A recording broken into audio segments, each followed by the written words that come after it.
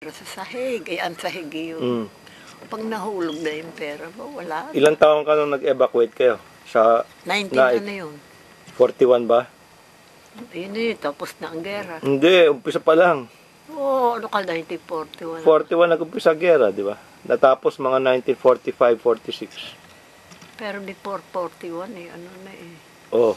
Kung halimbawa ay 41, eh ako'y 1920. Eh, 20 na ako, tapos na nga ako na UP. Ano ka? Nung gera? Nung nag-evacuate kayo? Sa Naik? Eh, anong pamumuhay Nagre-review ako. Magre-review ako. Oh. Kaya nga yung mga libro ko naka-andar doon, andar na, kanya-kanya na naming dadalhin, andar na.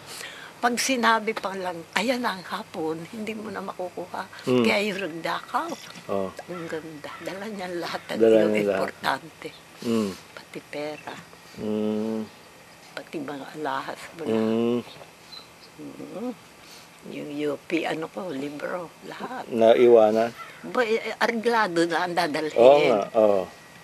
Eh, bigla-bigla na sinabi, ayan ang hapon. Kailangan tatakbo na. Ang sarili mo lang. Kasi naman pati, ang dadaanan mo, rice terraces, ganyan. Biro mo, karga, si Amelia, baby, palit-palit ng karga. Sino yung nagkarga? Ikaw? Aba, ako'y nakakarga rin. Oo, palit-palit niya.